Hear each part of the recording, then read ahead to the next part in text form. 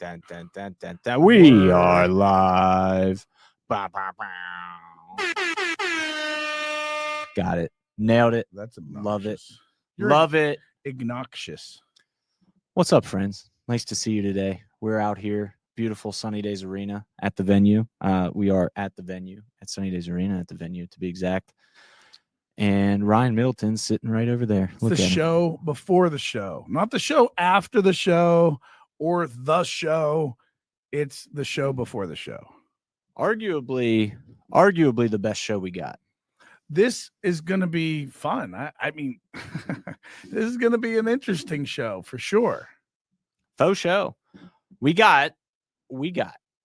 This show is going to be a little bit of mayhem. We got Jason Mayhem Miller joining the show, ladies and gentlemen. And I got to say, this all started, obviously, if you follow 247 at all, you're aware that Brady Huang just won our featherweight title by submitting Ethan Goss with a heel hook, and his coach was none other than Mr. Jason Mayhem Miller. Still is, right? Still is. Was, at least, for sure. Yes, still is. As far as I know, still is. I mean, it could be. Things could have changed between now and then. Well, when you win the 247 title and become a massive global superstar like that, sometimes you change the team. Yeah. Change what got you there. Makes sense. I love the love he has. He loves us a lot. Dude, that's cool. It is special knowing everywhere he's going, he's taking pictures. He's letting his family hold the belt. Like, it's awesome. Love it. Love seeing it. I'm a big fan of that. I definitely love how excited he is to represent us and the 247 title. We're also equally happy to have him represent us. Just because it's not Ethan or because it's Brady specifically? I would never say that. I would never say something so mean about Ethan. How dare you? That is just wrong, bro. What's the opposite of a heel turn? Is that what you're doing right now? An anti-heel turn? No, I can't believe you do that. Like, that's wrong. Ethan was our champ for years, and you just turn on him the moment he gets devastatingly beaten by a superior athlete. I mean, like, how dare you? Wow. By a superior athlete. He said it. Not Did me, I Ethan. say that out loud? No. Come on, guys. Let's be real. Guys, guess who's going to be here? This is the show before the show, but the show consists of Jason Mayhem Miller. That's awesome. That's when you were supposed to go, but you missed the cue. I'm not. Listen, who among us can really be Danny Palm? Clearly, Danny Palm can. Danny Palm can't he? Hang on. I'm sending Mayhem his information. This is me turning my attention to something else. Yeah. Silence. Yeah. I got guys. I'm a mess right now. We need Danny Palm back. We're a mess right now, but I had to send Mayhem his link to actually join. That's kind of important. So just did that. He should be joining around 2:30. In the meantime, we have some special announcements for you. We do have some special announcements. Ladies and gentlemen, some special announcements. Nothing crazy. No crazy announcements right now. Let's not. But we are going to be doing some changes. We've reached an exclusive deal with YouTube that we are going to have our podcast now exclusively on YouTube. Wait, that's one. There we go. That's one. Wait. Then two is we're going to be doing these a little differently. We're going to have some different. Okay. We did some soul searching. We're giving you some peek behind the curtain here. Are you want me to give the peek? Am I the one giving the people a peek right now? Go ahead. All right. Tell peek them it what up. it's all about. All right, guys. Here's the thing. Let me hold this up here for a second so I can really, I really feel like a rock star now holding this. The podcast is 173 episodes deep, and that might be conservative. We've talked to so many athletes, so many coaches. We've done the whole let's get your backstory thing, interview thing. And it's great. And I love it. And I'm very thankful for all the stories that have been shared. And we're still going to do that from time to time. Absolutely. There will be a time and place for those episodes. However, we get to a point where it's like, what do people actually want to hear? What do people actually care about? And I think, correct me if I'm wrong, we want to hear about the shanker on your. You want to know about you want to know about the what? Do you know what a shanker No, I is? have no idea what a shanker you can is. Google that later. That's awesome. It sounds great. You guys want to know about the behind the scenes. You want to hear real stories, real things going on behind the scenes. Now, here's the thing about this industry is that we hide a lot from you. Like, we don't let you behind the curtain a lot. It's intentional with what we keep secret. But what if we just stopped keeping secrets?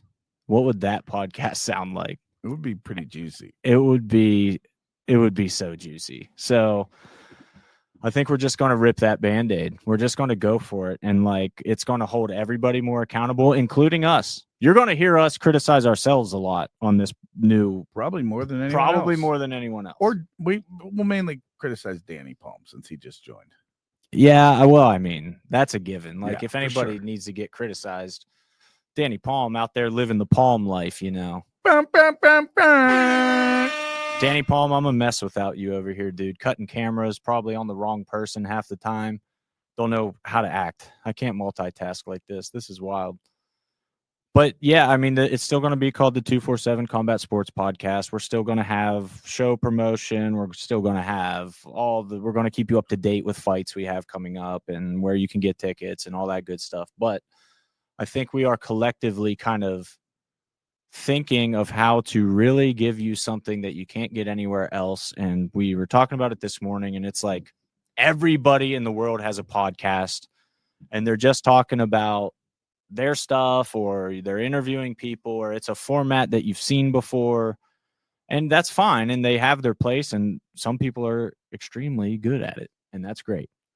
And we think we had really good interviews and really got to the bottom of fighters and coaches and the scene. And I hope we've helped you learn more about the Pittsburgh scene and understand how it operates. But all that said, I still feel like we've never shared the real juicy details behind the scenes and what it actually means to run an MMA promotion. And one thing that kind of spurred it was talking to Ryan, and I was like, it bothers me when people make assumptions based on something they don't understand. And that goes for life in general, but when it affects our business, it really stings. Like, they think something happened that didn't happen, or they don't understand why something happened. They just see like the result. They just see the action, but they don't see the thought process behind it and what actually went into it. So I want to share more of that. I want you guys to understand more of the space that we're actually in. And if you're in the regional MMA space, hopefully, whether you're a fighter, you're a coach, you're a fan, it'll help you be better at that role regardless. Like, you'll understand the business side so much better because it's wild, dude. How wild is this business, Ryan? It's wild. It is wild. It's like a wild child. And by the way, it's 2:30. That means, boom, it's the show. Not the show before the show. It's now the show. And we're going to be joined momentarily by Jason Mayhem Miller, who we got to know very well quickly on Brawlenberg 28 weekend, April 26th. We got to spend time with him. Me particularly, I spent a lot more time with him than you did because I was stuck in a vehicle with him for an hour. Bonding over mayonnaise. Well, I mean, actually, we were kind of clashing over mayonnaise, to be honest. That was We'll get into that, I'm sure. Yeah. But, I mean, we were, real quick story, like I took him to Subway and he like built this amazing sub. This is like 10 o'clock at night. He builds this sub and I'm like sub jealous because I already ate. I'm not eating again. But he builds this sub and it's like a wonderful sub. And then he just ruins the whole thing by dousing it all in mayonnaise. And I like called him out on it. And that became our little thing. Like, he was like, dude, you just have issues. He's here backstage. We got Mayhem backstage. Gonna add him to the stream right now. Let's go. Look at this beautiful gentleman joining the chat. Hey, live from Hollywood. Hello, literally everyone. Literally live from Hollywood, huh? Yeah. How you guys doing? Good, man. Everything's going really well here. What's up? What's in the background there? What's your little Buddy? As you know, Mayhem Miller, the Hello Kitty King. I got some of these prints on sale. You know, go to japanla.com. Wow, a plug for Japan LA right off the bat. I love that. Busy dog, Love right off that. the busy. How's the show going out there? 24/7. It's beautiful. We're crushing it. Everything's good, man. We're still kind of decompressing from April 26th. I think that was a great show. You know, you guys came out and did your thing. What did you? I think the whole world is decompressing. I think the mixed martial arts world got shook up a little bit that night. It did. And we're happy to be a part of it. So damn honored to be on the 24/7 stage right now. Thanks, man. Yeah, that means a ton to us. Your boy Dan Cohen's in the chat already asking where the Hellman's at. Yo, man. Hey, the most unexpected meme of 2025 is the Mayhem mayonnaise meme. I got to get into the food industry now. I'm going to figure out how to get my name slapped on a jar of May Hellman's. Dude, maybe get some Japanese mayo, so some Kewpie, whatever they call that. Oh, we're going to hit it with the wasabi sauce, a light green texture to it. You know what I mean? Dude, that would be awesome. The signature Mayhem mayonnaise, spicy wasabi mayonnaise. Dude. Hey, somebody get one of my shell companies to do another shell company to start this business. I love it. What did you think, dude, when Dan Cohen walked out to his grappling match with a bottle of mayonnaise? I couldn't believe it. Hey, but I respect his decision. You guys need to give the viewers a little background on this because they may not have any idea what you're talking about. Well, we were setting the stage a little bit, but go for it. Oh, me? Yeah. No, I will tell the story as I Okay. know it. All right. Look, Mayhem, right? In solidarity with my fighters, I'll diet too. I diet like I'm training for the fight. I'll lose 20 pounds in a guy's camp. I'm okay with that. I'm fine. It's part of the job. Everybody eats salad. Everybody eats protein. We're all doing it right. This guy drives me to the boondocks in the middle of the night, says, oh, the only thing open is Subway. I said, damn it. Fine. So I got in line behind a bunch of other people who are at this truck stop Subway in the middle of the damn woods. All right. I was afraid I might get chopped up by Jason Voorhees. Anyway, I go into Subway. Man, what are you going to get? You know what? If I'm going to fuck up, I'm going to fuck up with the best Subway sandwich there is. The Elite Chicken Bacon Ranch. Now, why do I know this? Because previously, before my dieting, I ate that all the time. I ate it all the time. It was good. Hey, and the real trick to it is, yeah, certainly it's got bacon. Yeah, certainly it's got cheese. Yeah, certainly it's got chicken product, okay? But the real kicker is you put a little mayonnaise on the top of it. Now, apparently, this is a faux pas in Pittsburgh. Now, I don't know if you guys didn't get, because the Amish blocked out mustard and mayonnaise up there. You don't got condiments up there in Amish country. But listen, this guy almost fell off of his stagecoach. And was like, you ruined the sandwich. Mayonnaise. And then after that, it was Mayhem mayonnaise all trip. I was like, maybe bro, that was an attempt to get into our head, okay? But it didn't work this time. All right, so you can put some mayonnaise on top of that sandwich and eat it. That's beautiful. I love that story. I love it because I know from firsthand experience how much Ryan hates mayonnaise. So it really wasn't personal. This is a Ryan issue, not a Pittsburgh issue. Let me make this clear. Listen, you know what? I should have left a trigger warning on my Subway sandwich. I love that Ryan, when he tells the story, he always sets it up as like Mayhem was building the most perfect sandwich you could ever imagine. It was pristine, and then he ruined it. No, it was. It was. Like, hey, look, and that wasn't on me. That was on the sandwich artist behind the counter at 11 p.m. at a truck stop.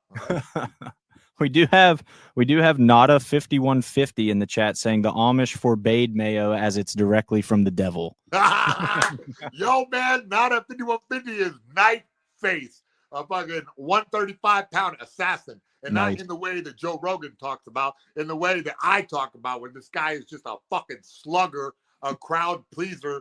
And look, we're probably going pro pretty soon. Love that. Love the sounds of all that right there. And Chico in the chat as well saying Mayo makes the sandwich. So I think you got to meet Chico at the Right. fights, Mayhem. He was Yo, a good. you lost this argument there, Ryan. Everybody loved Mayo. Yeah, It won't be a first, bro. I lose lots of them. Lose all of them, bro. I'm still right. Just because I'm in the minority doesn't not make me right. So what's up in Hollywood right now, dude? How you guys come in, you win the 247 title, you go home. What's the past 2 weeks been like for Mayhem and Brady?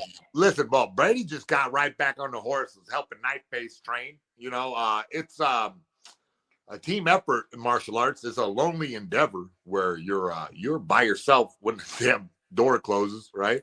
But it really helps to perform at a very high level if you have like a whole team of people committed to helping you, and you helping them. You know, the iron sharpens iron type mentality. You know, it's a cliche for a reason, because okay, if this guy is strong and tough and fights real hard, he's gonna bring me up to the next level. You know what I'm saying? And nobody's a complete fighter, really. Everybody has parts of their game that need elevation. And then the only way to really ascend is to go with a guy of high level of that style. So, you got the kickboxing down. Okay, fine. Well, you better learn how to counter wrestle. You better learn how to do front headlocks. If you're an excellent grappler, we saw Bo Nickel go down recently. Excellent grappler, but just doesn't have the takedown connected with his striking quite yet. So, he's having a hiccup in his career. I think that it's a beautiful thing about collaboration. That's the crazy word they always use online now. Oh, we'll do a collabo. And really, all art is a collaboration, including martial arts, because, you need somebody to fight against to see that style. That's why when you have dudes with very specific weird styles, like doing a certain leg lock, or, having wild kicks, they come from nowhere. Okay, you have yourself a niche, and it's super hard to train for you. So, that's what I like to spec into with the fighters, getting them some type of skill, or taking one of their skills and exacerbating it, making it even better, and gearing their fights towards that skill. I think it's amazing anytime you get a specialist at all in MMA. It's increasingly rare, I feel like, as the sport gets more well-rounded. You don't see these guys that kind of have their trick that just work. Yeah. It's because really good athletes are training everything and whatever, so you're getting a lot of homogenized junk. It's like, okay, maybe they'll win fights, but it won't be the greatest fights, I think that if you have one skill set super locked in, that's a big advantage to you. You just have to make sure that the rest of your skills complement that skill, or you get in that nickel mistake where now he's doing a strange kickboxing style that has nothing to do with wrestling. And I just did MMA roasted, and we were talking all about that, so it's fresh on my mind. But I'm not denigrating Bo. He'll be back, but it's an interesting time in martial arts, because you do have some specialists putting in the work to do the whole game, and then you have a lot of just great athletes doing generalist kind of tactic, where I'm figuring out everything piece by piece. It's a cool time. Yeah. You've been in this game for so long that, like, back when you started, it was very much, you had a specialty or anything, but you were so young when you started. When did you go from a young man who likes to fight to being a dedicated martial artist? Like, when did that happen? Oh, well, that's interesting. It's a little blurry, because when you're a kid, you pick up stuff. Like, I was still skateboarding around and then doing jiu-jitsu in the backyard, sort of like at 15. Like, I was like still not into being a fighter exactly, but I liked that. You know what I mean? I liked blood sport. I liked the idea of the UFC, and I was already like a decent like street scrapper when I was a kid. But yeah, I think I started getting serious after I decided I was not going to join the Army. My dad was in the Army, and that was like the plan, until I was like 16, 17. I went, I ain't joined the army. And the fight world kind of opened up to me a little bit. I got involved with judo a bit, and then they sent me over to like a ultimate fighting gym, they called it, or no holds barred is what we called it back then, NHB. So I went to an NHB gym, and then was really like, I can do this. Like I can focus on this. I have like the physicality to train for 2 hours and then eat something and then train for 2 hours and then eat something and then train for 2 hours. And I love that. So my skill set combined with my like decision to join my own army.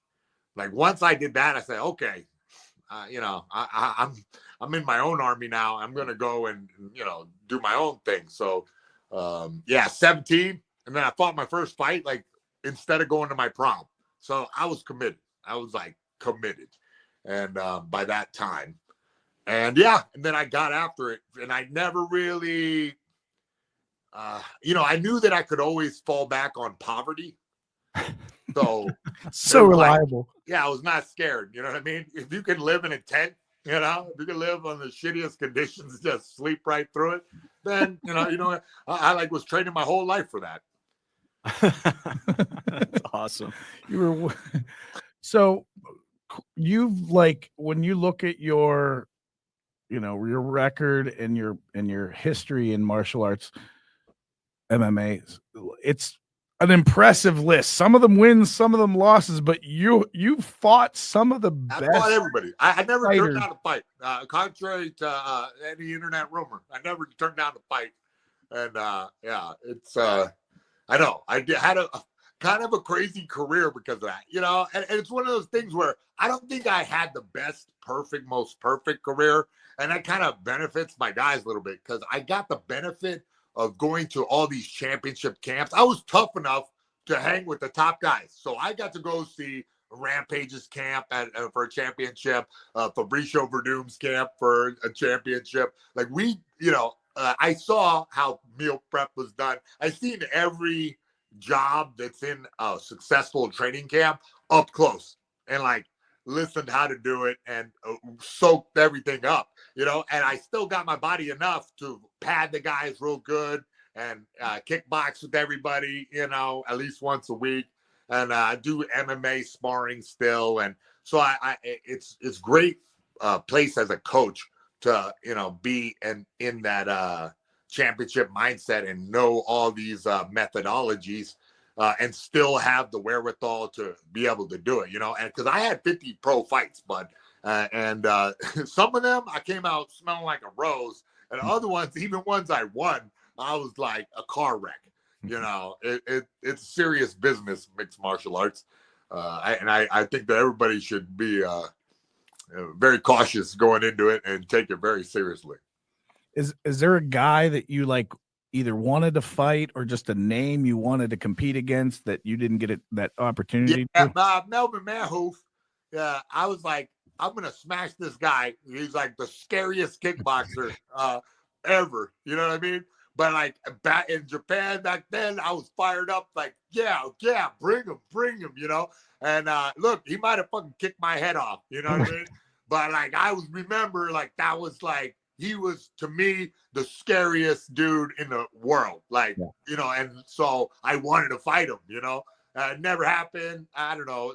Japan contracts like kind of dried up, and it was like a different time in mixed martial arts. But man, I really respect him as a fighter. Like, what an amazing athlete! What a damn that's terrifying. Dutch kickboxing, bro. Dutch kickboxing. And I was proud enough. I got out there with Siar Badu Zara, and I trained a little bit of Dutch kickboxing. It's a different take on things. I'm surprised we don't see it more in the UFC, but I guess they're. Oh no, we lost him. Yeah. Oh no, he just pieced out. Mayhem just said that's enough of that. Just got a black screen. Enough of that. I don't know. He's not like it's not like I know it's still there. I don't understand. Very strange. All right, well, we'll let him try to figure that out. In the meantime, Ryan and I will let's talk smack on him. Yeah. No. No, he just said he wanted to fight Melvin Manhoff. I know. It just goes to show, like, he's Mayhem. That's crazy. Of all people, I feel like that's a terrible choice because even if you win, the danger is just so high. Like, Yeah. Why even worry about that? But do you remember? Did you watch like the kickboxing stuff, like Badr Hari, whatever his name? Yeah, was? yeah, I know who you mean. Dude, Yeah. he was scary. He was terrifying, yeah, and crazy also. And there was like something wrong. Like he had hair all over his back except for one point, one I don't spot. remember Do you that. remember that? No, I don't remember. Dude, he had like bald. the hairiest back ever. I don't remember the bald spot on that. That's awesome. Yeah. They said Mayhem is under a sneak attack from an insurgent force from an undisclosed location. I mean, that's as good of a theory as we got going right now. That's for sure. We also there's a lot of good comments I was about to get to too, man. Yeah, This is and disappointing. questions Yeah, too. I know. Oh man, hopefully he comes back. I don't know what happened there. Maybe his phone died. Maybe he is under attack right now. It could be anything. Any additional theories will be read online. So give us your theory of what happened to Mayhem Miller. Could be anybody's guess. Well, I guess in the meantime, while we wait on him, I do want to point out. Well, I kind of wanted to talk to him about this too. I don't. Yeah, this is where Tough. when you go live and you're relying on internet, he went to get Mayo. There you of go. course, Oh, wait. He's back. He's back. Uh-oh. Tagging him back in. Difficulties there. It's okay. They got you. Melvin Manhoff sent the internets out on you. Oh, he did. Yeah, clearly. I mean, that's this guy's clearly what awesome. happened. There were a lot of comments saying that Nick Diaz ducked you, and I just want to open the floor to that. Of course, yeah, of course. Yeah, Nick Diaz, that was another, like, storyline in MMA that, like, the suits didn't let happen. So, whatever. But you're going to have millions of those, There's so many, like, business deals, just that, close to making, or that's the nature of life. You just got to keep walking right past that. Wait, but did you guys have personal beef? Oh, yeah. What do you mean? They jump me on TV. What the hell? You don't watch fucking TV? CBS. Yeah. We don't get... and his boys jumped me, And there were only 4 of them. Yeah, he was my weight. And I was like, all right, well, fine. I'll pick you then. It's a more interesting fight than Shields or something like that. It's like a nice kind of rivalry sort of, and then that's the way the mixed martial arts worked in those days, kiddies. I don't understand. That one's weird for me from the fact that it was kind of denied on the back end. It sounds like, because that's a money making fight. That's a money. I don't get it. That's crazy. You wearing a Pittsburgh shirt, by the way? Oh yeah, bud. I have to rock it. Look at our guy. Yeah, look at this. We love the Pittsburgh Penguins. You don't know Jaromir Jagr? You don't of course. Mario Lemieux? Of course. I'm glad you do. This is beautiful. Okay. Nice. A hockey fan. All right. Oh, dude, we love our sports in Pittsburgh. That's for sure. Yeah, bro. I saw that, bro. Oh my God. Everybody's rocking the colors. I was like very impressed by that city. Yeah, man, 100%. How did you like, in a general sense, what did you think of Pittsburgh? Did you get to really see downtown or anything? I got a glance. I didn't get to have a nice staycation over there, but dude, it was amazing city. Is breathtaking countryside, great architecture, crazy. There's history in there. The steel, everything is really shocking to somebody that lives in California. Is concrete, whatever. Those bridges. I'm like, how many bridges do y'all need, man? You're gonna go across the river maybe you guys should all have personal water skis or something. I don't get how much you got to get over that bridge, but I get it. I really wanted to do some smelting. Well, next time, if Brady has to defend that title, which as we've publicly said, we hope he doesn't have to. We want him to go straight to the UFC. Think he deserves that, but if he needs to defend it, we'll do some smelting next time. Listen, let's keep active. If he gets the call, but all right, cool. But I think that'll help everybody if this guy stays active. Totally. What I gotta jump back a little bit to this kind of specialist talk, and I think it gets lost in Brady's record how good he is everywhere because he's just finishing everybody with heel hooks. But what makes his leg lock game so special? Dude, obviously disciplined practice. He spent a lot of time on this. You don't get good at that overnight. There's a lot of little details and intricacies of that position that people are not willing to take the time.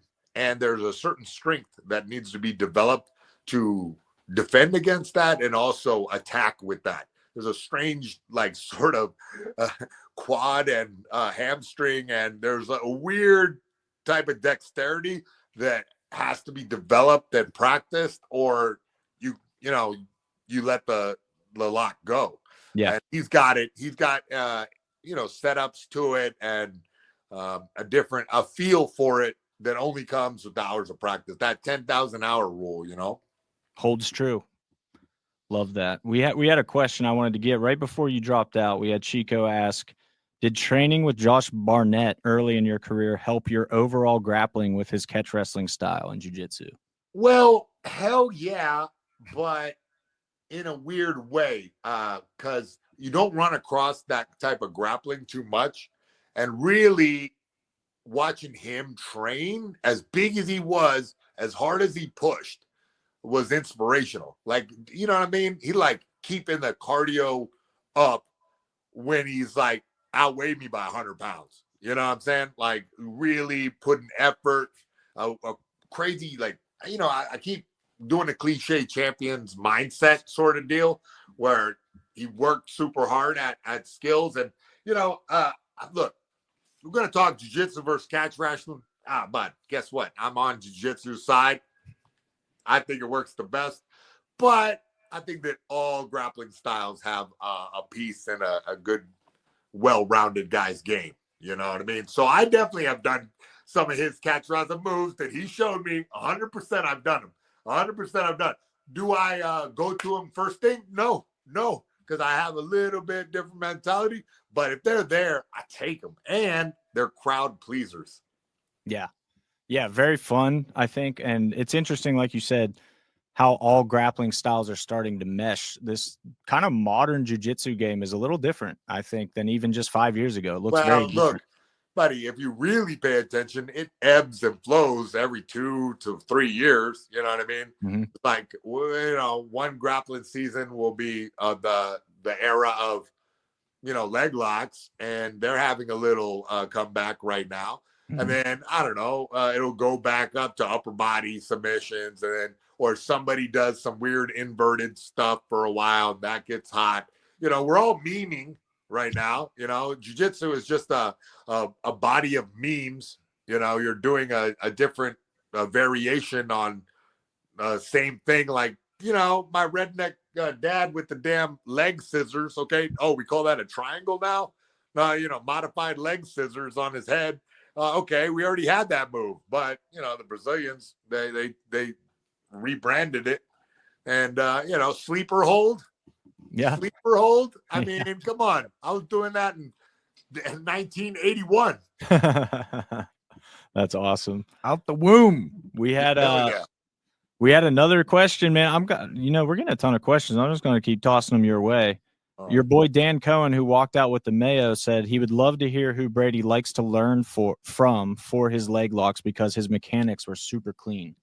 Oh, bud, you're gonna have to ask Brady that in full. I know his jiu-jitsu coach John Evans is a prolific leg locker himself, I believe. I know that Brady did a lot of open mats up there at New Ground Jiu-Jitsu, which is like, a real leg lock capital of California. They do a lot of those leg locks. But yeah, you have to ask him to get the specifics, who got him those exact ones. I encouraged his leg locks for sure, but I want him making sure that he gets guys with ground and pound and make sure that he softens them up a bit before going into that, and then you saw it against Goss. Goss is real tough, but once he got into that guard position, Brady landed shots and then slipped right into the leg lock attack. It was real slick, real smooth, real practiced.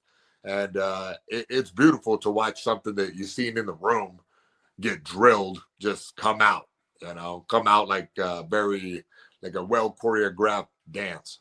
Yeah, no, it was beautiful, man. It really was a great finish. And I think Ethan obviously, spent a ton of time that camp learning how to defend leg locks, and even went to Ryan Hall's gym, 50/50 Academy, to train with guys that do that for a living. And obviously Brady's still got it done. So the mechanic got to be clean. The preparation's got to be crazy. And as your boy pointed out, not a 5150 said, Brady's calves are so big, they're cows already.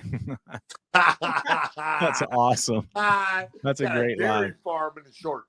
That's a great line, especially in Pennsylvania. It plays even better here with all of our cows. That's perfect. Milkmaids.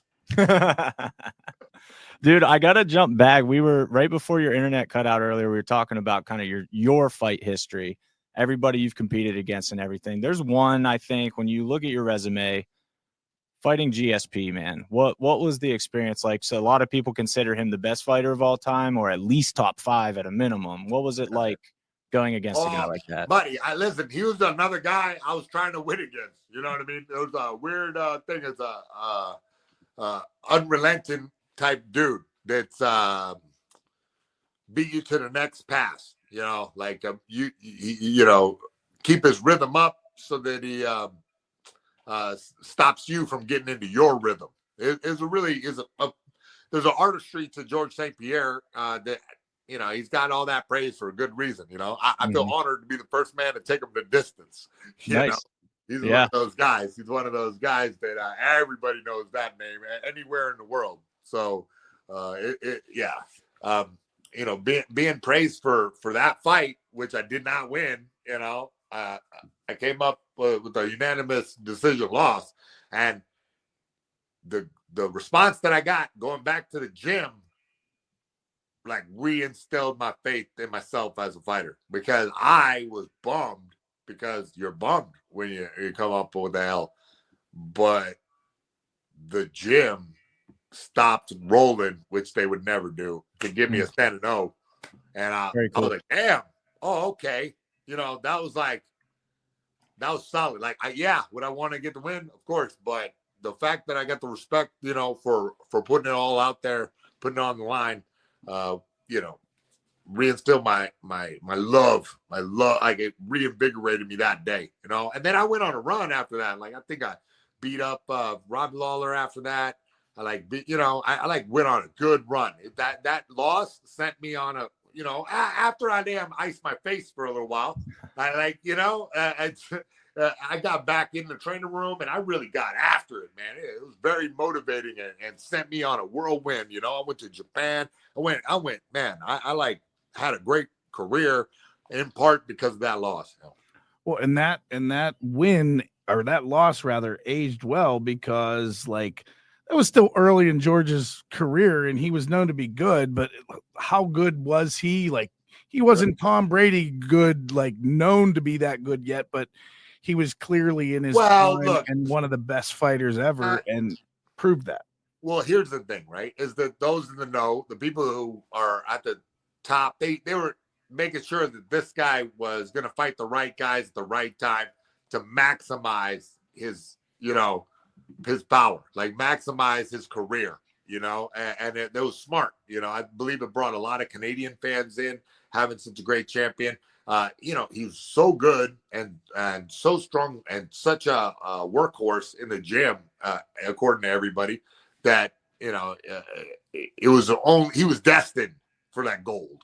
He was destined for that top level there, and really smart business decisions all the way around. He had great team, corners, management, the whole package. What would you have said to him if he would have told you after a win that he was not impressed by your performance? He never said that about me. He said that I was a fucking alien. He said that he didn't know. He thought he fought the devil that night. No, he said that. Yeah. That's awesome. That's an honor. Where would you put him? I mean, now it's just got my brain spinning. I love the hypothetical MMA questions, the Mount Rushmore type stuff. Where do you put GSP, or what's your Mount Rushmore? Oh, Rushmore. Why is everyone always doing fucking Rushmore? Why can't we do the animatronic Hall of Presidents? Okay, we'll do that. Let's roll with that. Let's roll with that. I don't know. What do you mean? He's in there, obviously, but Anderson Silva, it's like he gets kind of forgot.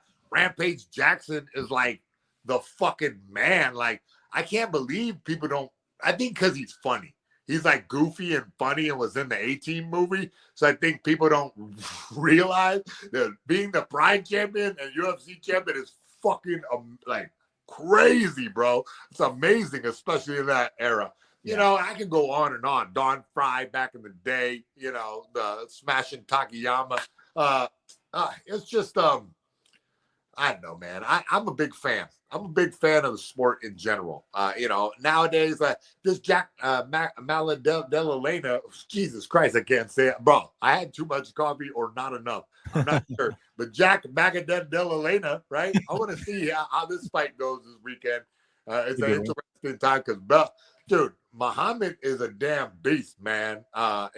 He's got all the tools. And, you know, Jack is like kickboxing superstar, right? But maybe not takedown artist that Muhammad is. So we shall see. That's what. See, I'm back to being a fan again. Even though, it's a boring card. Oh, good. All right. Well, I guess stream it. So, you know, whatever. And you're gonna watch the fights. We all love the fights, man. And yeah, it's kind of got me reinvigorated right now to like. I just want to go to the gym right now. I just hype myself up. I'll be out there holding pads, guys. There we go. Dude, I mean, I'm loving the passion you have for the sport is really showing through. And I don't know if I underrated it for some reason or what, but hearing you talk about it's got me more excited about it. Is there any competitive fire left in Mayhem at this point? Bro, like everyone say that, like, okay, who's gonna give me a bunch of money to fight Jake Paul? I don't think anybody. Please, you know Jake Paul versus Mayhem, please. It'll be hilarious. I've been saying that forever. But what the fuck is he gonna fight Mayhem for? He don't give a shit. You know, he's got some KSI to handle or somebody, right? he's got his own crew of merry misfits over there, and so yeah. I don't see myself fighting. I like you know, to me, I'm so honored that some dudes will let me hold his spit bucket, you know what I mean? And fucking watch him like go do the hard work, you know? It's a humbling experience and it's very creatively and artistically, you know, I know I'm saying that a lot, but like it really is fulfilling to help people like get a new move mastered or like show some move and then the guy busts it out. It's fucking awesome. Like, it busted out live in a live situation. Like, okay. Well, and then he glanced at me and like I glanced at him and like, yeah, that should work, huh? Yeah. All right. I got it. Next time he's in town, we have Bully Beatdown in the Berg, dog. Woo! Oh, geez, bro. Hey, we gotta film some interstitials. We gotta film some packages then. All right. Bully Beatdown in the Berg. Does Jake Paul qualify as a bully? I think a lot of people would consider him a bully. I mean, obviously, beating up old people. I would take. Wait. Isn't Logan Paul the bully to Jake? Because Logan is the oldest one, right? I guess Bully beat down that guy. Listen, I don't know. I don't think it's in the realm of possibility, but maybe I'm manifesting it into destiny. How does so obviously you're a well-rounded fighter. I would say a little more known for your grappling than your striking. How does a boxing match against Jake Paul go? You versus Jake Paul. Yeah, hilarious. You know what? I would clench him a bit. I would clench him a bit to get his arms tired. I'm telling you. I would like bully him around. You're not gonna bully me. I'll Greco-Roman his ass for a little while and keep fucking getting the referee to break us. And I keep laughing. I keep rubbing my fucking forehead into his face. That would be my strategy for the first round. Okay. And then 2, 3, I think I'll start dancing and then switch southpaw to northpaw. I know I'm known for my grappling, but you know, I spent like a long time at King's MMA. And then after I retired, I was over there helping guys train for fights. So I like did a lot of kickboxing later and like, you know, figured out a lot of kickboxing because the kids love kickboxing. You know what I'm saying? Everybody wants to be a kickboxer. Okay, cool. So I spec'd into a lot of that in recent years and pad work too. So I don't know. I'll just say I'm the best pad man on earth. Because I'm young enough to do it. And I learned from Master Rafael Cordero. Okay. So and Danny Perez, world boxing champion. I learned from those guys. And it's that knowledge is still here and my body is still holding up. So I'm like, Like, let's do it. You know, like the guys get in shape if I hold the fucking pads. Dude, no doubt about it. We have another young stud pro fighter in the chat right now. Robbie Ring said, "Bring back Bully Beatdown." There you go. Everybody loves that fucking show, bro. I don't know how I'm gonna have to steal that shit from Mark Burnett. Seriously. Yeah. Nowadays, it's funny because bullying's so different nowadays too. The way it happens. Bullying now. Yeah, now it's like they don't have the balls to kick sand in your face at the beach. Right. It's like they just swat you and like troll your mom. Tweet about it. Yeah. It's beautiful.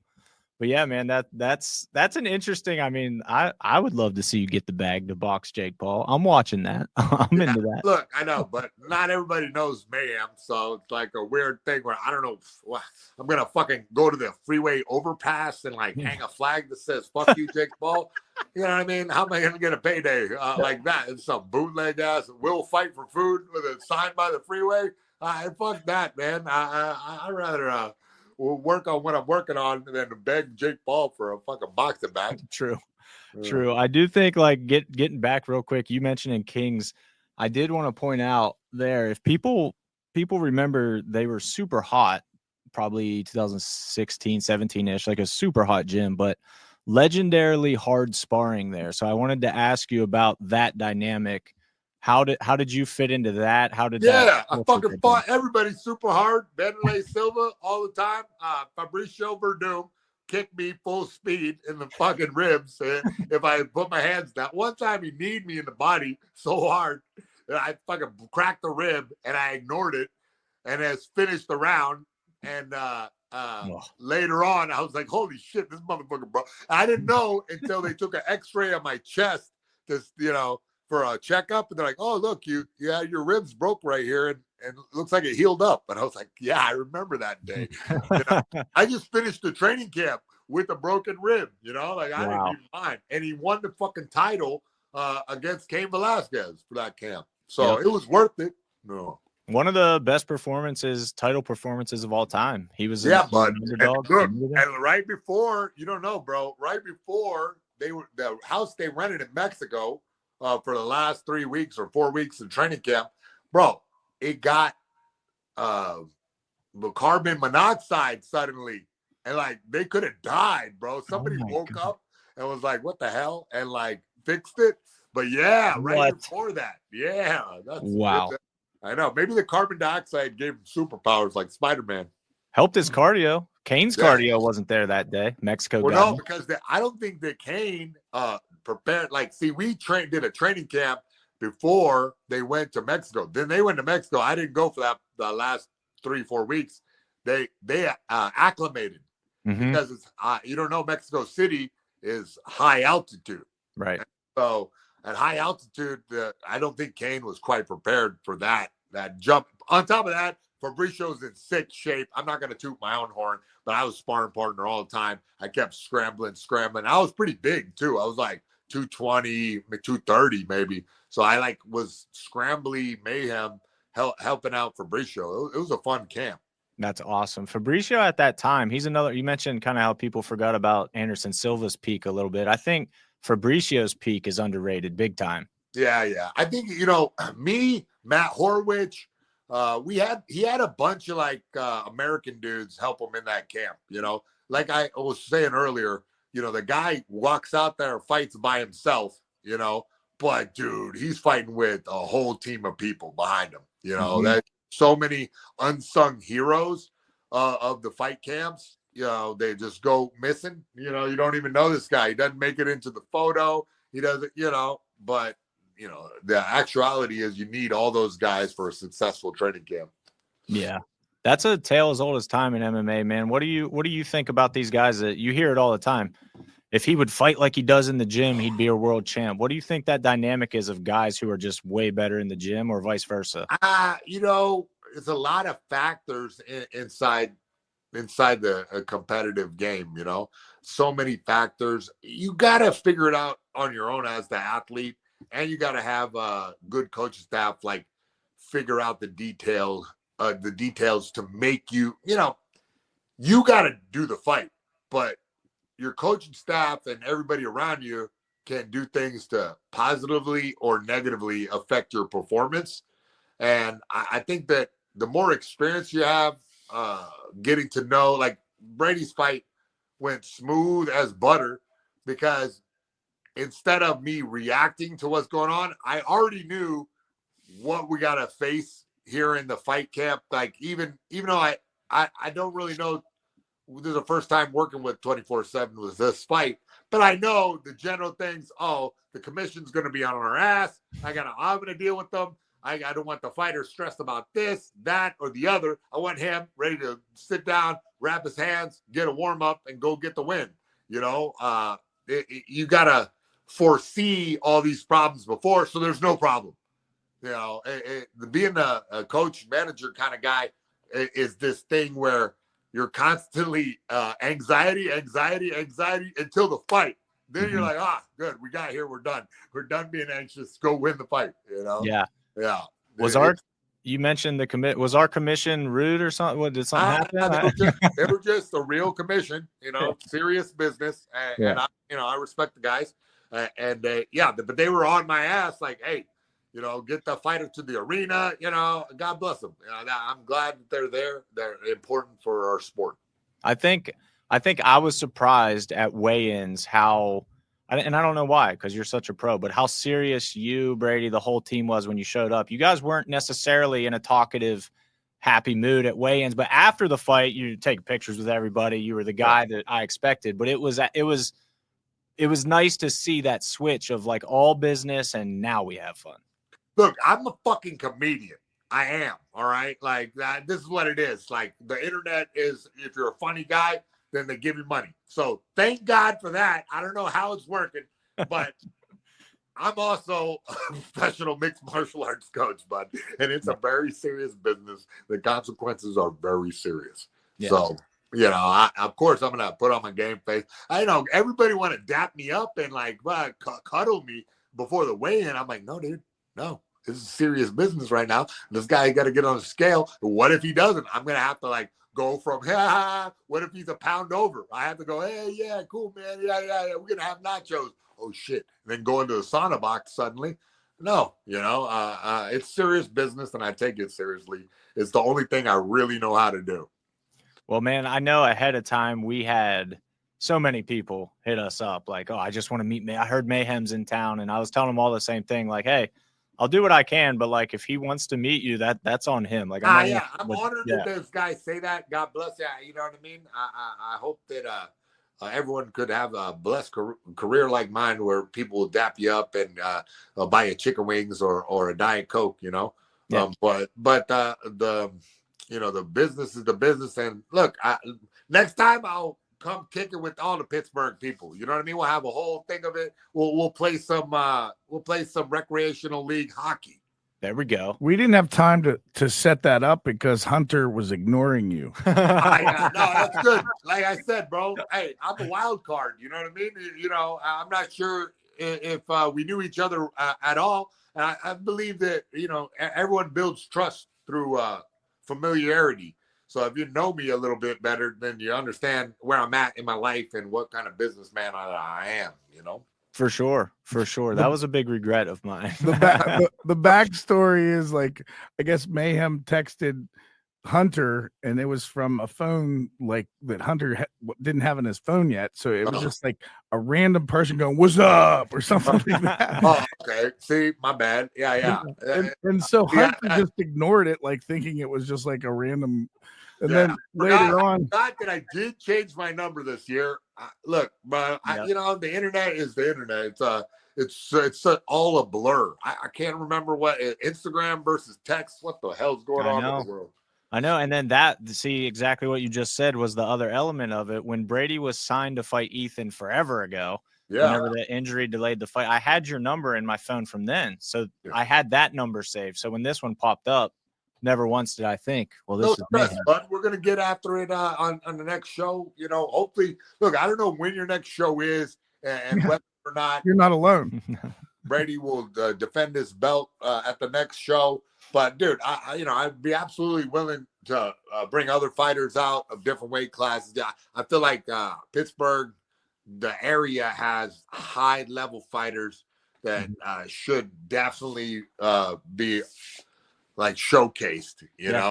It's a high level of martial arts out there. I owe it to the tradition of wrestling that goes back to this country's founding, that's out there in them Amish valleys. Okay.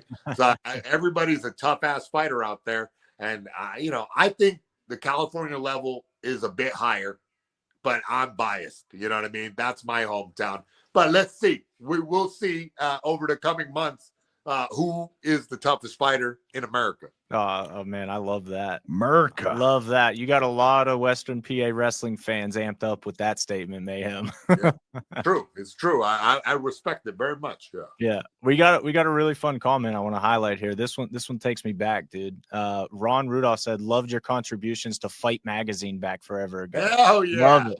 That's a hardcore right there. That is. I did write for Fight Magazine for a few years, I think. And I busted out some crazy ass articles for sure. You know, and I'm not writing too much right now like I used to, because you know, it's weird when they give you money and you write a thing and then nobody gives you money. And then why would I write if they, you know, so it's hard to get motivated. It's like, there's no fight to win. There's no payday out there. Yeah. It's like, oh, I'm just going to blog for what? Like what? My Sex in the City, Sarah Jessica Parker? No, dude. No. So you know, I guess I'll get disciplined on that. Everybody's like, oh, write a book. I'm like, yeah, I'll just write a book. I'll just sit right down. And I guess that's what you do. You just sit down and write a book. Yeah, it's just easy to do. Everybody does it. Yeah, but I'm fucking busy all the time. God damn. Hey, what about all those COVID books that never got written? Everybody said I'm gonna write a book. Right. Yeah, I had a few articles in Fight Magazine in my past life. I was an MMA journalist. My degree is actually in journalism from college, so I was in that world for about a decade. Sick. Yeah, man. Okay, we were on the same. I did know. You know what? I remember your name. That's where I remember it from. Nice. Now it just connected something. Yeah. Okay, great. I was all over the place, man. Back in the day, I ran Flow Combat and was with MMA fighting and Bleacher Report. Yeah. Okay. See, yeah, bro. You hated him then too. Like two ships passing in the Mayo. You know what I mean? Nice. Oh, that's beautiful. We had a question that I think you might be able to help with. Hayden Shu asks, "Hey Miller, quick question. Why do I suck at BJJ?" Well, you know, listen, there's always somebody that sucks more than you. So my advice to you, sir, is to beat up the kids in the kids class. You'll develop skills. Just beat the shit out of the 12-year-olds until you develop the proper strength to be able to beat up. But you are relegated to the kids class. Yeah, but be forewarned. The kids might kick your ass. These kids are nasty nowadays. The kids are out of control nowadays. I know. Dude, how good is jiu-jitsu going to be in 10 years? These kids that have been training since they were 3 with high-level instruction. Crazy. Dude, yeah, I gave some private lessons to a kid that is, I don't know, 8 or 9. I gave him a few, you know, the family has the money to like pay Mayhem a boatload of money to wrestle their kid. Okay, fine. I done it. God bless his heart. He is a monster. You know, I won't take all the credit for it, but you know, I definitely gave him a few moves. I seen him at the competition just wrecking kids with front headlocks that I showed him. I said, all right. Again, it's that thing that not even all the Jake Paul money in the world can give you, that feeling of accomplishment that this guy did the move, you know? Yeah. I love that, man. It sounds like your passion for it is just awesome. What is that? Is that the high with fighting that you chase nowadays? Is that what gives hell yeah. But also though, I'm like, you know, again, what is that cliche thing? Embrace the grind.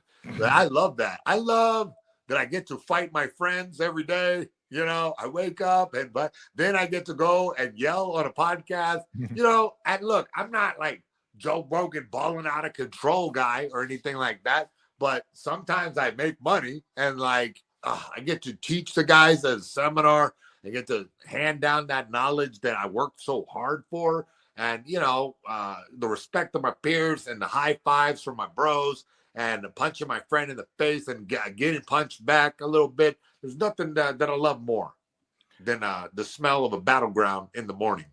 Nice. All right. So what's a little weird little nugget that like people don't know about Mayhem? Like give us something new.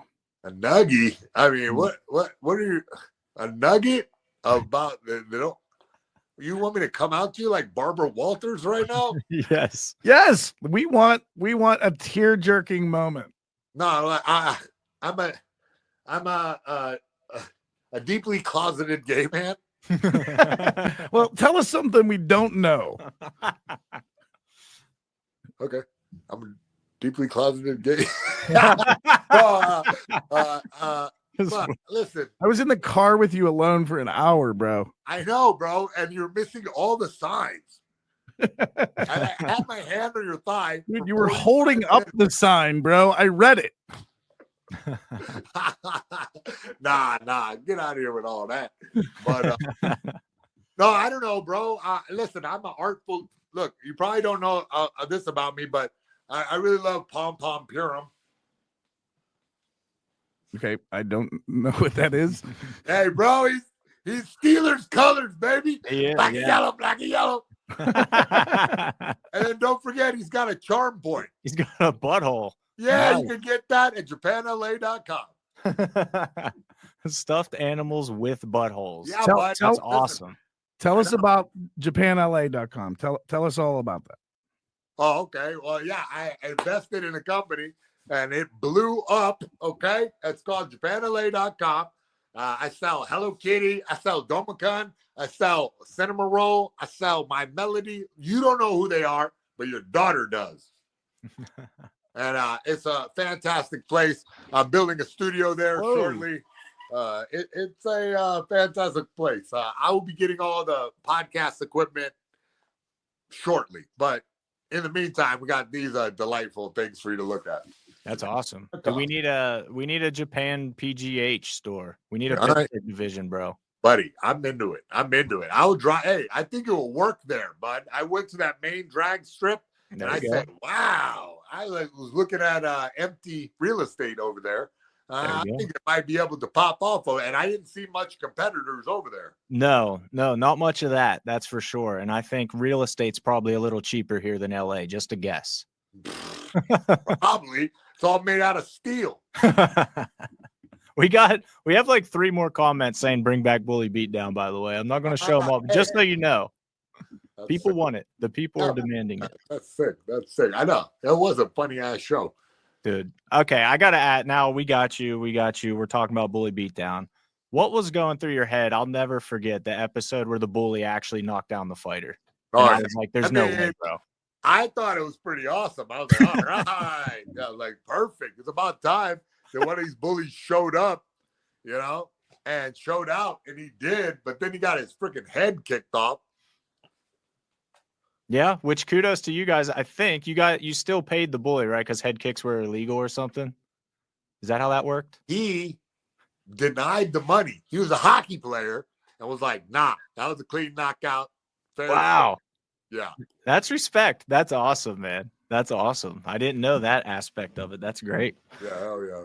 Yeah, man. I mean, clearly that show left an impression on a lot of people, as has your career, as we're seeing with these comments just popping off the entire time, man. You got a lot of supporters, dude. How does that make you feel just looking back on your career? I'm so honored, bro. It's a fantastic time in my life, and I really appreciate everybody out there. I hope you guys follow me up into the next level of the things that are happening, because I got some momentum. The shit is climbing fast. It's all happening very quickly. Yeah, I see the guy had me sign his Bully Beatdown poster. It's great that I left a mark on the world's psyche, that there's some type of lasting impression, and I have shaped the mixed martial arts culture just a little bit. I'm very honored. Yeah, no, you definitely have, man. We have a local coach in the chat as well. What's up, gentlemen? Great show. Yeah, Rob McCraw's the man. I'm sure we'll be seeing him. Well, actually, you met him at the show. I'm sure he was cornering Dale Reed. Yeah. Man? Give me a text. We'll have some guys out, huh? Yeah, man. Got another comment. We're bringing back the red stripe. So if the red hair stripe coming back. Hey, what? Hey, it would be pretty fun to have the red stripe again. I'm not even gonna lie. It would be fun. It would be fun. But what do? Do I extend the stripe into my beard too? I think so. What's going on now? 100%. That's the move. Yeah. That's like Kratos. Yeah, exactly. That's exactly what you would look like. Yeah, that's awesome. All right, sick. What do you got, Ryan? We've taken about an hour of his time. We'll let him get out of here. Do you got anything else for him before he pieces out? No, I'm good.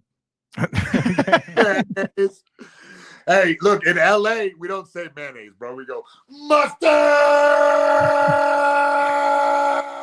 Mustard on the beat, yo. Mustard on the beat. That's awesome. Well, Mayhem, dude, this has been awesome. Getting to know you better's been awesome. We genuinely appreciate all the support. Watching Brady go on his world tour with our belt is one of the coolest things ever. The belt being in like every picture now is just great. Yeah, we're about to slap that off. It's about to get cringe there, Brady. Keep going. Get back to the gym, Brady. Let's go daily in a different place forever. Oh, Mayhem just pieced out again. Oh, he's like, oh, we said we were done. We're out. Well, I wanted to, yeah.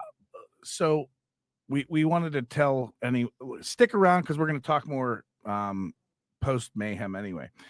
Dude, what a character he is. He is the most he is so fun. As advertised. It's funny because like you see people with giant personalities like that a lot of times in a kind of celebrity space, and then that's not really who they are. It's an act, but totally it's not an act. He's just turned like that all the time. It's awesome. But I think like I'm genuinely, I don't want to say surprised, it's not really the right word, but I'm very impressed by his performance. Yeah, very impressed by his performance. Very passionate about MMA. Like you can tell when he starts going, he loves this. He's an actual fan of the game, fan of the sport. Like, yeah, absolutely. So yeah, I don't know if he's jumping back in or not. So just lay it on him, Ryan. Was he leaving or was he not? I don't know. I won't change the subject if he's coming back. Not sure. But that was a very Mayhem exit. If that's how he left, I love it. So here was my difficulty with the pot with doing, like, we're used to being live with people, right? So like I'm watching the screen, like the only way I can see him is on Instagram, and it's like 30 seconds later. So everything that's happening, like when you go, whoa, I'm like waiting to watch to see what happened for that. So it was very hard over here to like kind of like follow everything because I wasn't watching live. Dang. Well, you next time let me know that, and we'll get you into StreamYard instead. I was trying to log into StreamYard, but it's not the info. Nice. Yeah. Well, that's us just sucking at life, guys. It happens all the time here at 247 Fighting Championships. It's what we do. We're real good at it. I actually missed a call during the podcast too from one Isaac Greeley, so I'll have to call him back. That's an important one, huh? That is for sure. Okay, so to wrap up some things we talked about before Mayhem joined us, Hunter, you want to run through that list? Sure. Mostly we talked about the new direction of this podcast that you guys are watching right now. The 247 Combat Sports Podcast, we are going to take a more deliberate approach with it, where it's less interviews, less strictly promoting our next event and fight. We'll do that. Don't get me wrong. You're never going to wonder when our next show is or who's fighting on the next card. But we want to take a more deliberate, structured approach to breaking down more behind the scenes regional MMA business type things, and even MMA business. If something happens at the UFC level and we can be like, oh, I think I understand why they made this decision maybe a little better than the average Joe who's never been in the fight promotion business, because it's so layered, it's so complicated. And a lot of times when you have a knee-jerk reaction to something that happens, you don't see the way that promoter saw it and maybe had to see it, had to make that decision. You just see the end result. So we want to really like crack open that behind the scenes, give you a peek behind the curtain, however you want to look at it. But definitely it's going to become a more behind the scenes exclusive type show versus here's stuff you can get anywhere. So that's our goal now moving forward with this podcast. We should have a GFL episode. I'm down for a GFL episode, and we can even screenshot the text and like put them on screen because I think all of us saw that one coming. Yes, we can totally show our behind the scenes text of like, this will never work. Yeah. Like from a long time ago. Yeah. I forgot to cut to you, Ryan. Sorry. That camera was on me the whole time you were talking. I'm the worst, bro. You The could have worst. at least tried to like mouth when I talked if you're going to leave it on you. That'd be weird. Yeah. Your voice coming out of this mug. Oh my goodness. That'd be too much for the world. But yeah, man, we got some stuff coming down the pipe. We're here at Sunny Days Arena at the venue. Obviously, that's still a pretty big plan of ours, and we should have some announcements to make. But we've learned our lesson. We've boy who cried wolfed this announcement enough to know just to not say anything. So we're not gonna say a thing about it. But the other thing is you're gonna need to follow our YouTube page, 247 Fighting Championships YouTube page. That is where all future podcasts will initially air. Great point. So make sure you do that. They will no longer be on Instagram, no longer be on Facebook. They're all going to air on YouTube. And so that is an exclusive right now, starting next week, YouTube only, May 16th. Yeah, we had some absolute cutie in the comments say bring back the Get to Know 247 podcast. Nicole Price Homestead. Interesting. Get to know great the idea. 247 Wives podcast. Oh, the real wives of 247 Fighting Championships. Let's go. Oh, that's awesome. We got let's see what else we got. I got to shout out our boy Tommy at Shroom Bar. We were just talking about him today.